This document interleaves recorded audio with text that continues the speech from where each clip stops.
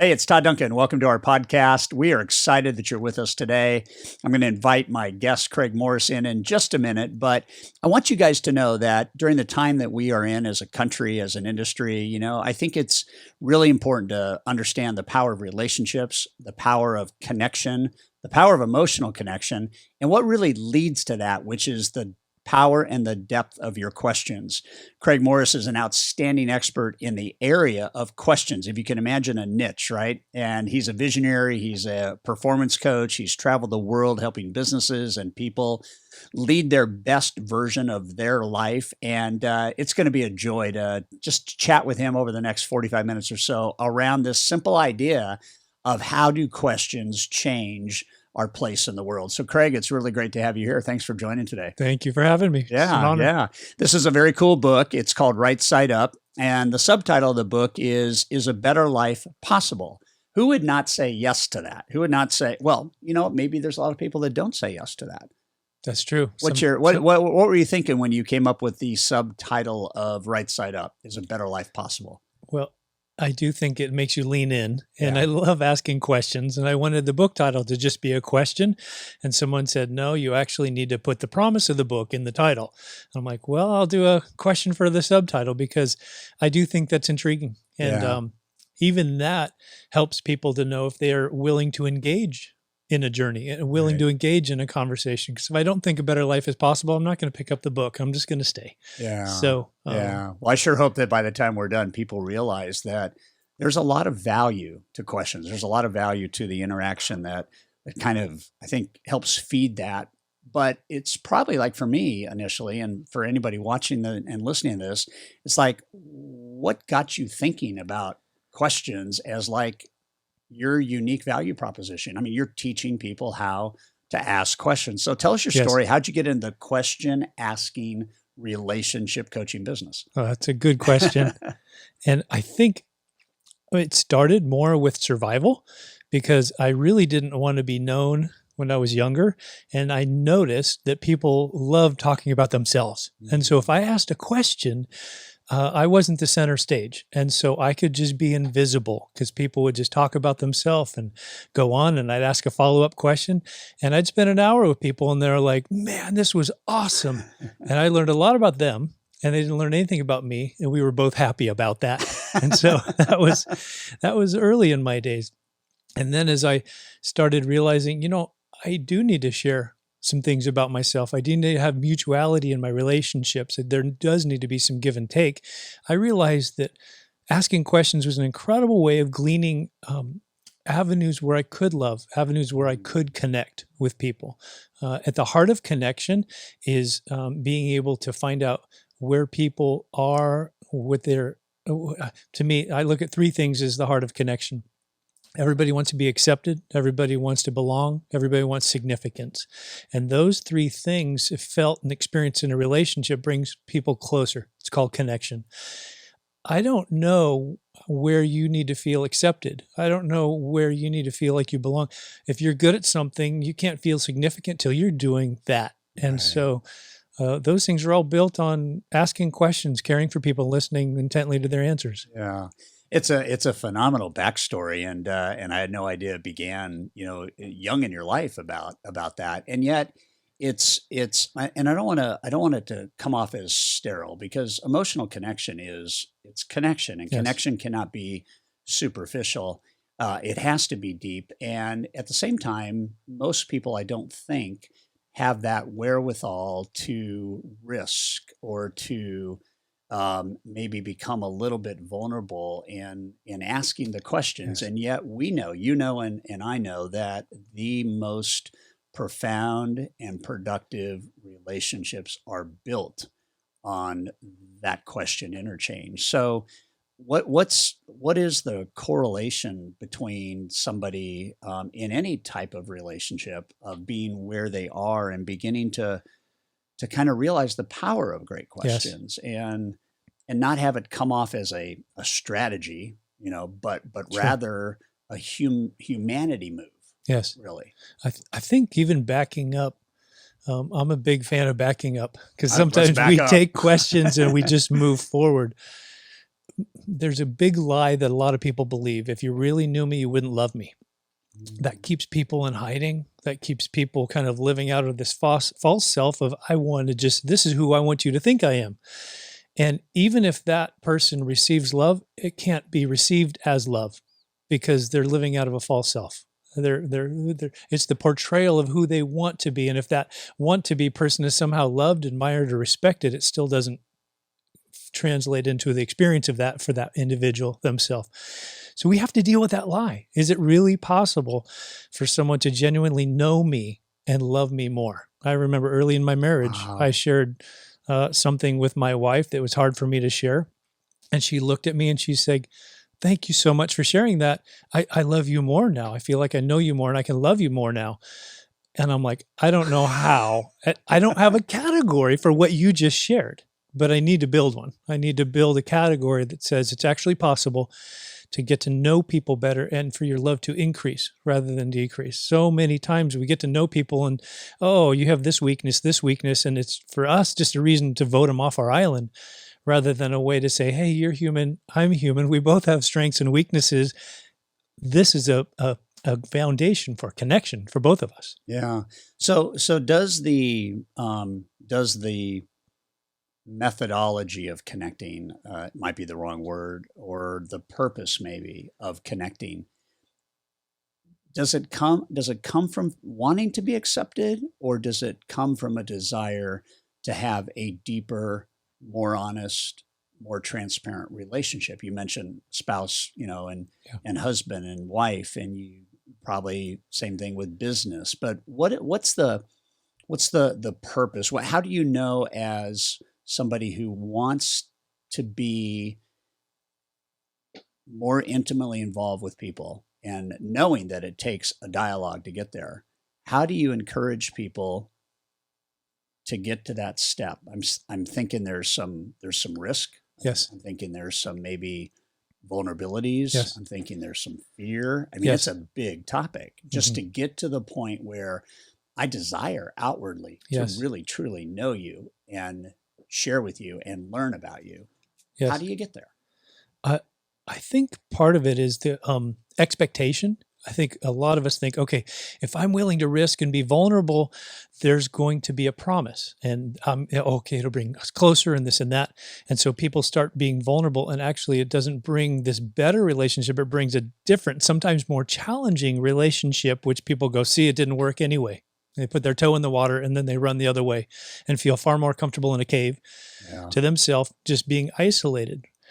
To me, part of the motivation needs to be a healthy motivation. I struggled my weight for a long time, and when I was younger, and I kept losing weight and gaining weight back, and losing weight and gaining weight back. It was this huge roller coaster, and I realized my motivation was, I hate myself, so I want to lose my weight. And so I start losing some weight, and then I start hating myself a little bit less.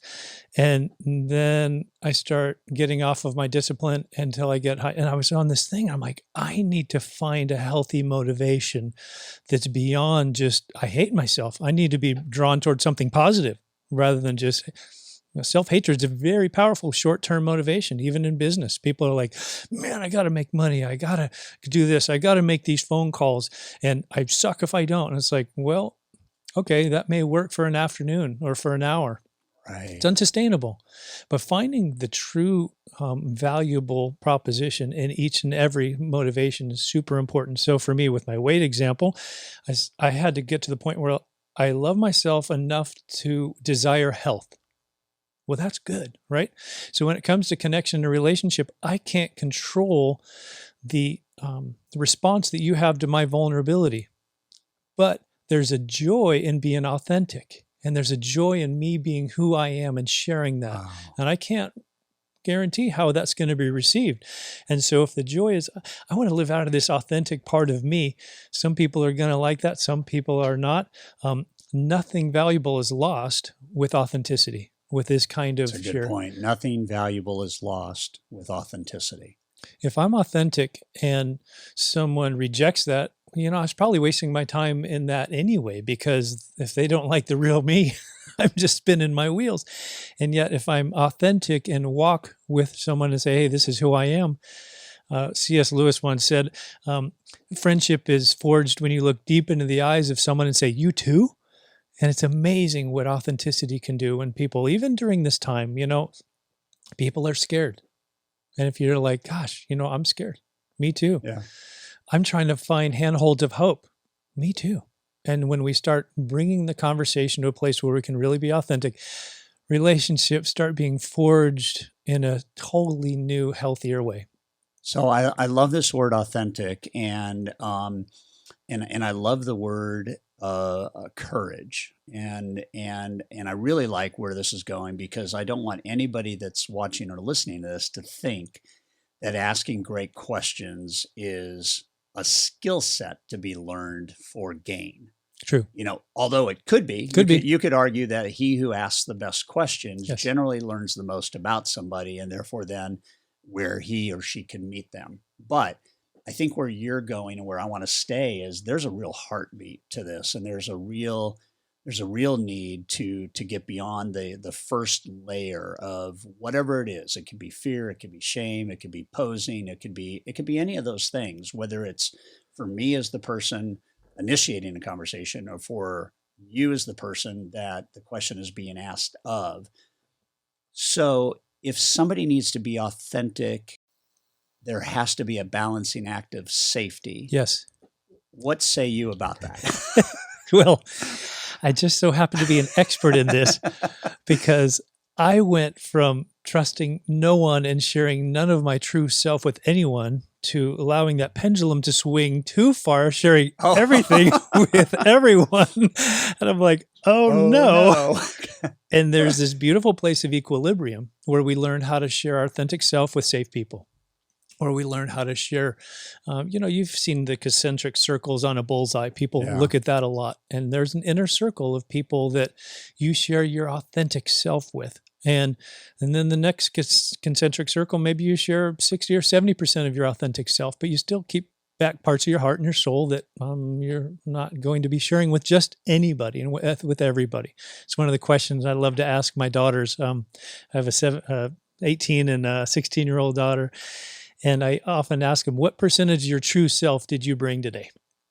And wow. It's fun because I love the true them of who they are. And I keep trying to encourage them to bring that true self with them everywhere they go. And that percentage is increasing as they grow older. And I love that, because I don't think that's true for everybody. Sometimes people's percentage decreases over the years. Oh, I got hurt. A little part of my heart is gone. A little bit part of my soul is gone. I was betrayed. And all of a sudden we became less and less the true people we were designed to be. So, I mean, I love where this is going. And as you and I talked before we started, we have this list of questions, and we just said it's gonna shape itself. And I think this is part of that shaping itself. I think that there's not only a safety, but there's a being okay with not having it totally figured out, which means your motive has to be pure. Yes. The motive has to be, if I'm going to bring my true self, and if I'm in relationship, I want you to feel comfortable bringing your true self, because the gap between whatever eliminates trueness and honesty is the gap that does not allow for a fully functional, alive relationship. Yes. And so what ends up, how do we watch this kind of spin up? I imagine it's just not, I've got a relationship I've been in for 7 years. It's not working the right way. So you know what? I want to sit down and ask these 10 questions. It's not like that. It's like,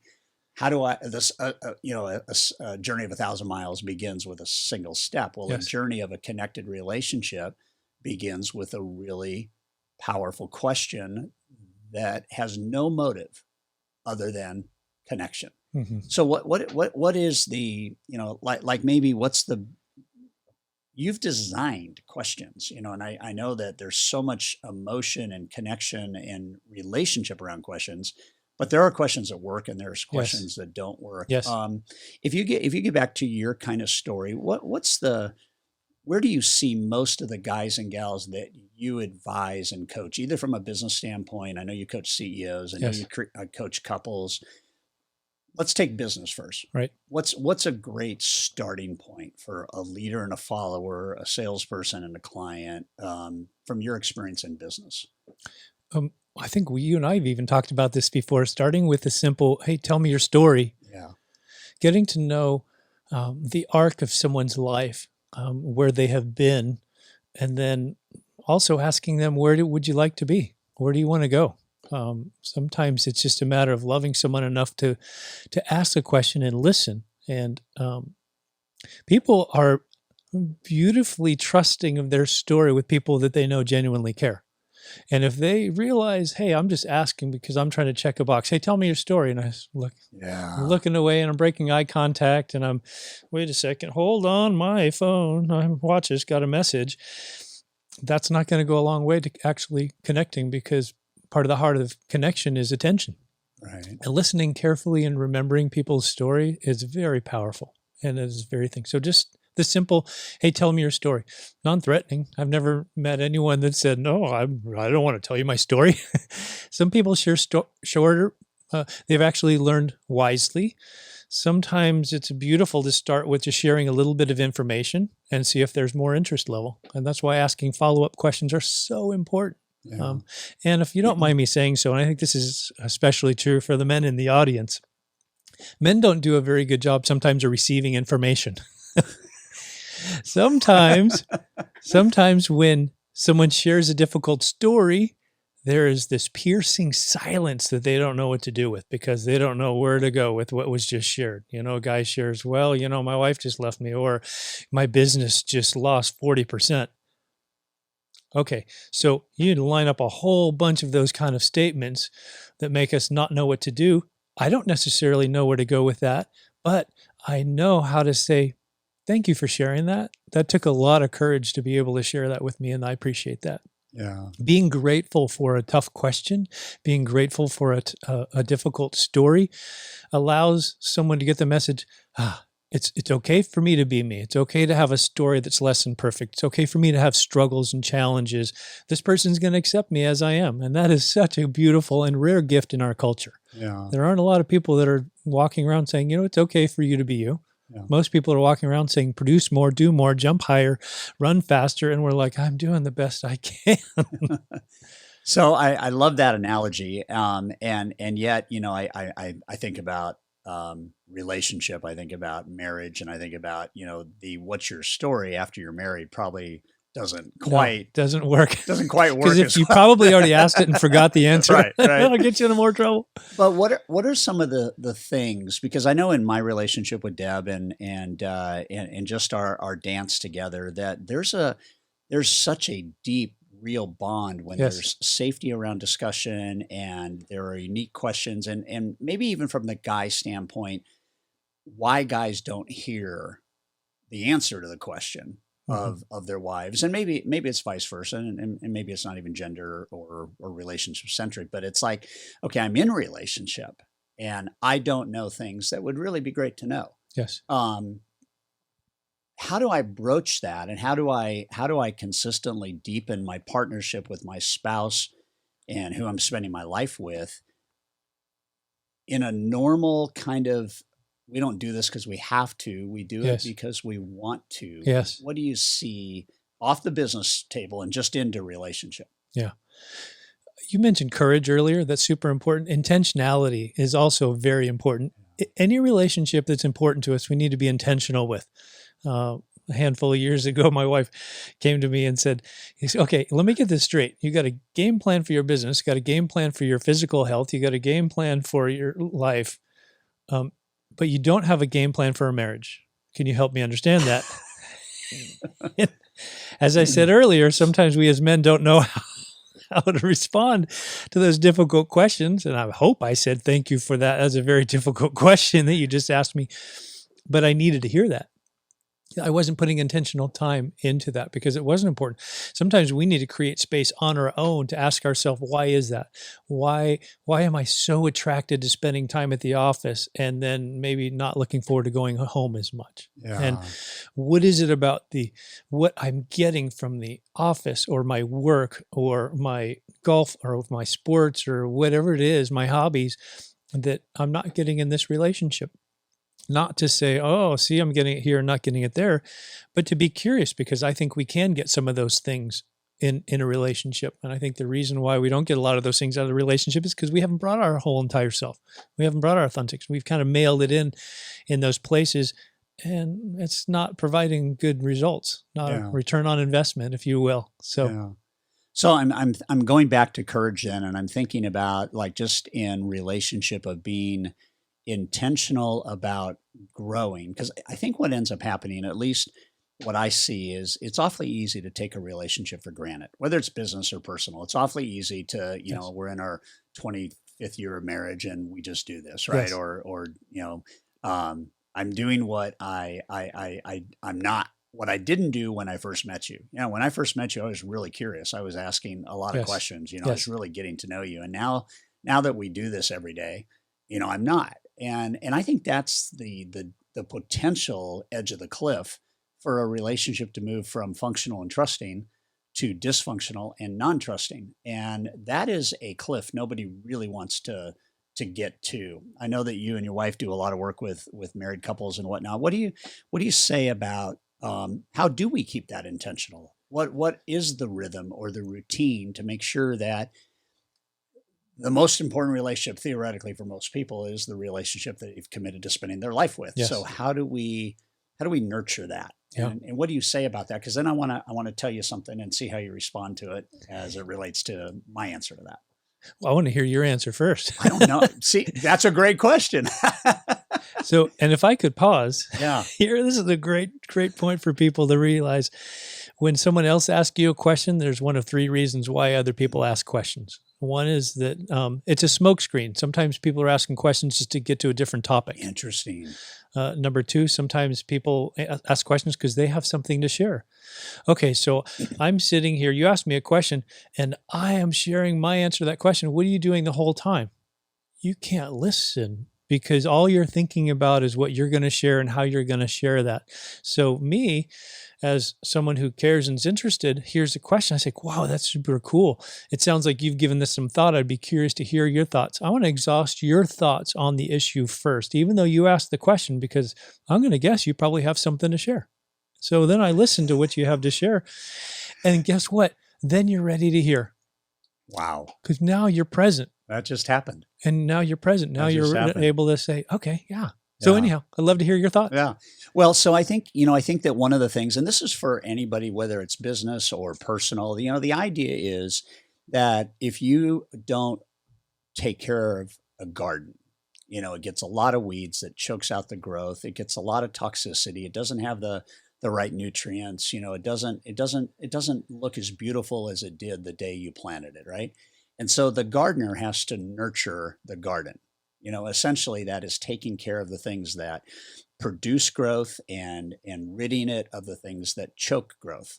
So Deb and I made this kind of observation a couple of weeks ago that we have this real positive ritual on Sundays. And it always begins with either she or I asking a question. And there's not a spot that we do this. There's not an exact time we do it. It's somewhere between 5 o'clock and 10 o'clock on Sunday night. And just tell you that. And Yeah. it can happen anywhere. But she'll stop or I'll stop. And the first question is, would you like to know what you did great this week? Hmm. And that is a powerful question, because Yes. what would anybody say to that? Yes. They're not going to say, no, I really don't. I don't really care. I don't really want to know what I did well. And you're my spouse. And, I'm just no, you go, are you kidding me? I want to hear it. Yes. Let me grab my journal, my pen, because I want Right. to, or my recorder, and I want to hear this. And then the quid pro quo is, first of all, that is affirming, right? When you tell people what they have done well, that can't do anything other than stack up more Yes. positive nutrients for the relationship, Yes. right?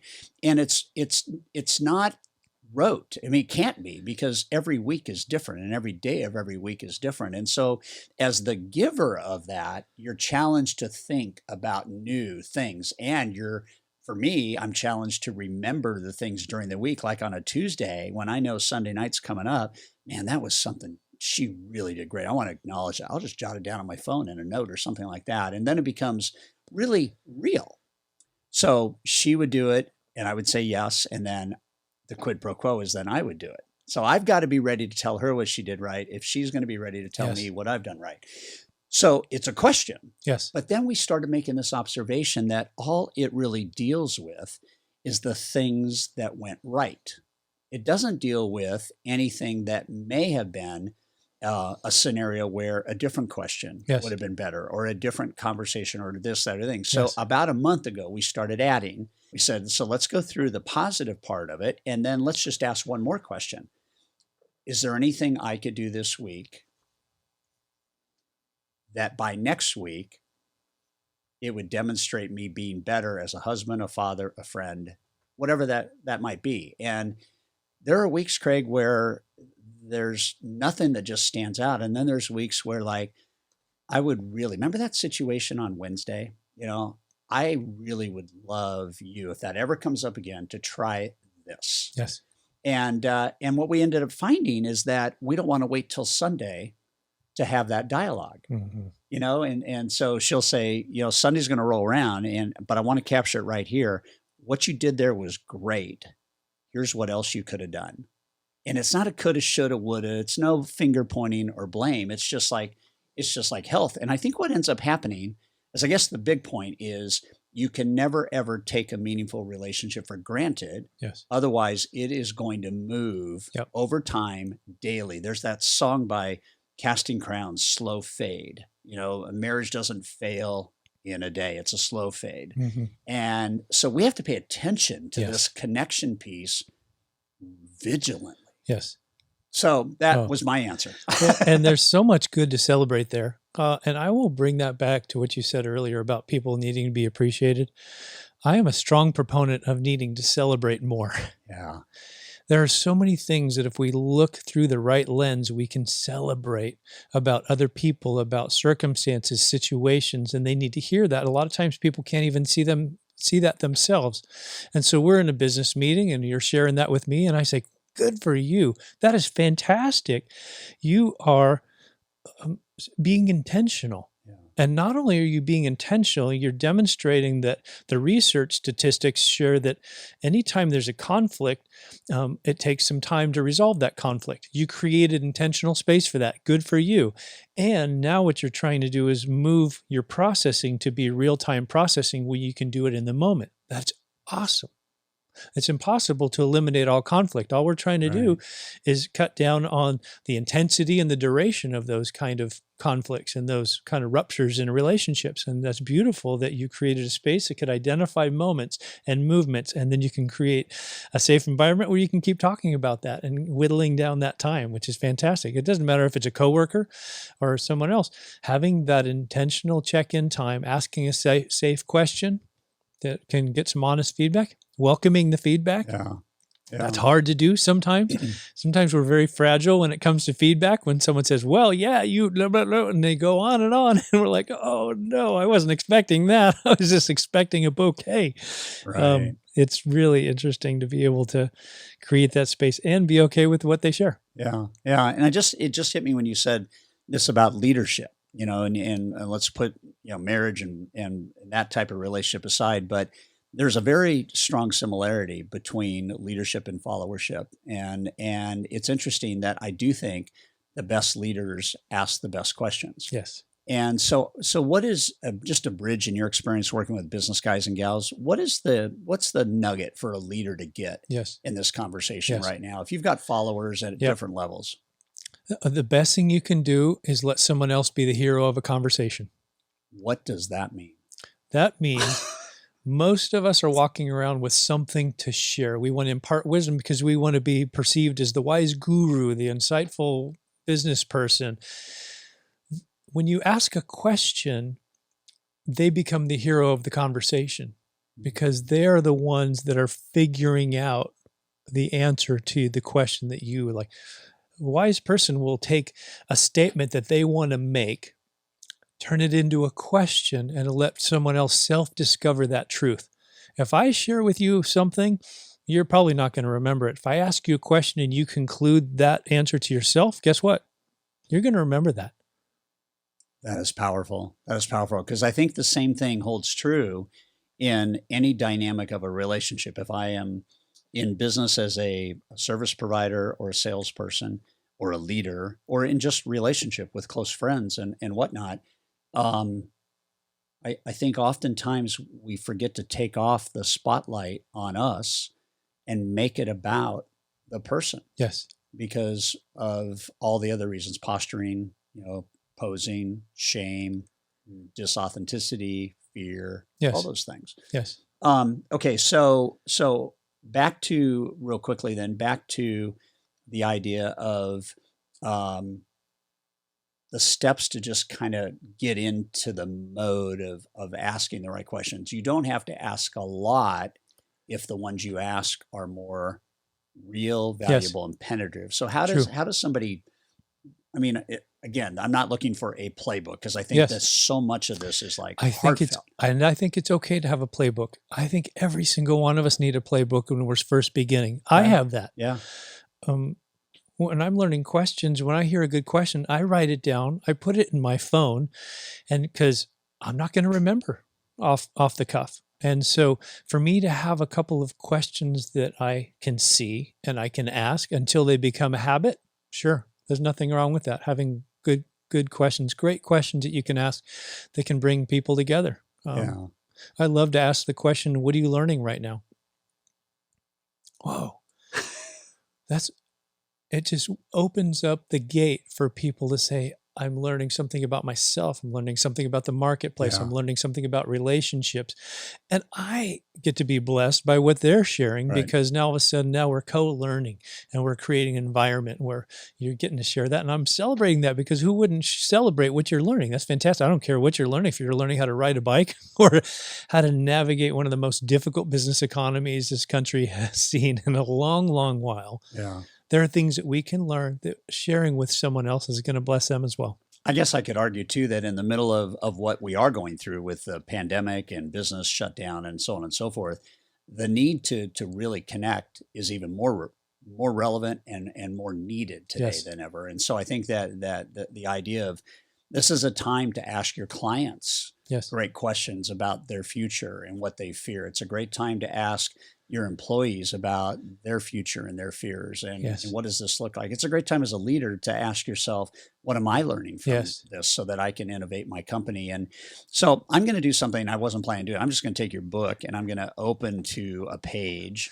And I just opened to, surprisingly, conflict resolution. It was interesting when you brought up conflict resolution. I was thinking all great relationships have similar parts, right? There's an attraction factor or a chemistry. Yes. And if I like you and you're likable and you like me and I'm likable, then we have a bond that is a bond of attraction. The likability factor is high. So I got to have that.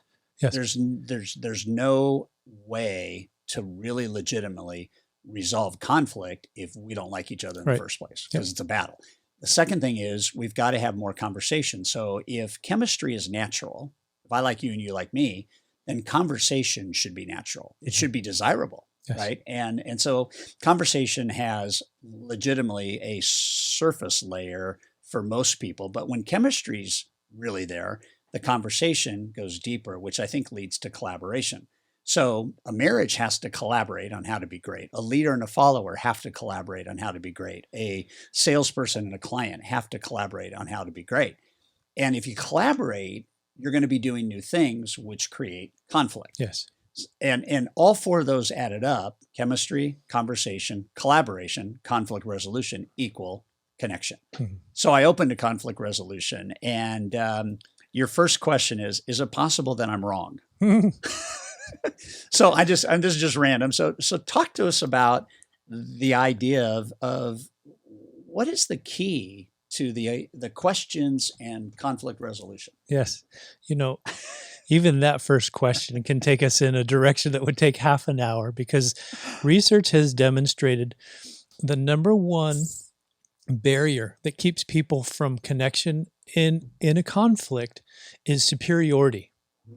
It's this feeling of, I would have never done that. I would have never thought that. I would have never said that. And because I have this feeling of superiority, you and I are going to have a very difficult time getting to a place of resolution. So if it's possible that I I'm wrong. If it's possible I misheard something, if I possible I misread something, if it's possible they misspoke, right? Because maybe, okay, is that really what you intended to say? No, actually, no, I didn't. I was actually trying to say this. Good. Okay, now I didn't jump on the wrong train, fly into Siberia Right. because I created space. That requires humility, the opportunity to be humble enough to say, all right, maybe I am wrong in this, and I have to say that my perception is such, and I have to leave room for that space for clarification. They say when a conflict happens, your brain chemistry totally changes, and you can lose 30 points off of your IQ when you're in a significant conflict. Well, for some of us, we can't afford 30 points. Right? We reduce from our IQ. That's right. That puts me down below the certain line anyhow. So being able to stay present in there and be at least humble enough to say, maybe I'm wrong. Let's explore this together. So I think that vulnerability and pride and ego. I have a story that we just kind of intentionally put into our Connect resource. But I remember early in my career as a loan originator that I had a real estate agent that was really barking at me. I mean, she was not happy at all. And I didn't know any of this questions and conflict or any of that, And so the louder she yelled, the louder I yelled, and the louder she yelled, the louder I yelled. Yes. And there was no question to disarm this spin up. Yes. And at the end of the spin up, she said, and I'll never forget this, she said, "Todd, you're right." And she hung up the phone, slammed it down. It wasn't like, "Goodbye, you're right, blah, blah, blah, blah, blah." And I'm thinking, she hangs up the phone, I won. I'm thinking, I'm victorious. I Yes. mean, I just outshouted her and I Yes. maneuvered her. And about a week later, I went to the real estate office in which she worked. There was 100 real estate agents that had their license hung at this real estate company. And I got, 10 feet in the front door. And the receptionist looked at me, the receptionist, not the broker owner, and she said, "Todd, based on how you handled Barbara, you're no longer welcomed in this office." And I was blacklisted from an office because I didn't know how to ask the question, where is it possible that I might be wrong? Yeah. Yeah. And I'm just thinking of that situation now. And 10 years, I was not allowed to call in that office. I mean, thousands and thousands and tens of thousands of dollars because I won an argument. Yes. But I didn't have the humility or the bravery to just say, "I'm so sorry, Barbara. Tell me in your opinion where we went wrong." Yes. If I'd done that, it could have changed everything. What a great question. That's such a good question you just asked. The ability to just pause, get into that, and to care enough about their world to say, I want to see this from your vantage point. Yeah. Because all I have is what I see and what I feel over here. And sometimes we do need to hang a sign around the people around us saying, stick with me. Focus on my thoughts and my feelings for a little while. Well, and what comes to mind just in this moment in conversing with you is I think what I lacked in that moment, being a young business person, is I lacked empathy. Yeah. I really lacked going to her side of what was happening and really trying to see how frustrating this was, that she lost 3 clients because of something my team and I did. And I wasn't willing to ask a different question. So that's powerful. We're going to go to one more. This is kind of fun. Happiness and joy. Am I seeking happiness or joy? Yes. What say you about that? Well, in the little section there, and it's a very small section, and I tell people all the time I'd be honored to sit on the back of your toilet because it's really just kind of used, designed to be, read in Great little sound bites. Yeah, that's right. Just little small sections. Happiness is typically circumstantial. Joy is something that's much deeper, and there's a deeper sense of joy. And even getting back to what you said earlier about the attraction that you have first in a relationship, right? An author named Lewis Smedes wrote a book, and he said, the love I had for my wife when she was young is different than the love I have for my wife now. He said, when she was young, I was like, oh, what a beautiful woman. And he was just attracted to her. There was this attraction. He said, that attraction brought me joy. And he said, now that she's older, I see her working with my children. I see her serving people. I see her in the garden. I see her doing dishes. And it brings me the same type of joy. And I love that. That's the maturing of love. That's a maturing of a connection where you can actually see the goodness that someone else has, and you can experience joy in the midst of that. Yeah. Does that mean your spouse or your coworker will never say anything that won't make you happy? No, that happens. But if we make gratitude something that's a staple and a desire of being grateful for what we have, who we are, what's around us, that really changes the lens that we look through. 100%, 100%. Well, this has been a delightful conversation, and I wanted to ask you one more question, and the question has to do with, from your vantage point, what are just first things that come to mind? And it might be super simple, but I want to make sure the listener gets it. What are the big mistakes? Just 2 or 3, the biggest mistakes that if people would just own these, it would change their whole approach with questions and connection. Just real quick, just bullets, just boom, boom, boom. I'll just talk for a few minutes. You can put the yellow flag up and you're done, white flag. I think most people assume they know more than other people. I think most people assume that if they were authentic and connected, that it wouldn't produce what they really wanted. I think most people make a mistake saying with the first question. I had a conflict this week. I was helping an executive to navigate. He had a boss that was chirping, saying, "Hey, I want you to do this, and it's going to take 2 hours." And he's like, "Well, he's paralyzed because he was already told to do something else by his boss in that same 2 hours. And now there's this huge internal conflict that he's having, right?" And I asked him, I said, "What did you need in that moment?" And he's like, "I just need my boss to not be a jerk." And it's like, good, okay.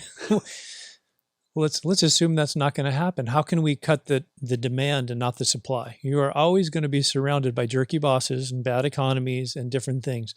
How can you change you and the way that what do you need at that point? And it was beautiful because he went down this road of trying to think about his need to find a voice with his boss and his need to be fine with who he is, whether he satisfied his boss's desires or not. And there were so many fruitful things that came out of that. He wouldn't have hit that if he stayed on the top level of what do you need? Right. Albert Einstein said, "I'm not smarter than other people. I just stay with problems longer." Wow. And I love that because it's the same thing is true for questions. We have a question that pops into my head.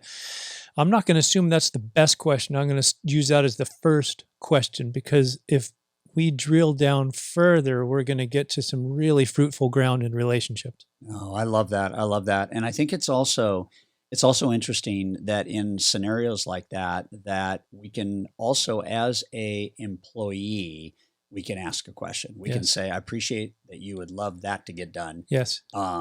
Here's what I'm doing right now. Yes. Help me understand what's important to you." Help me understand is a magical phrase that you should use 40 times a day.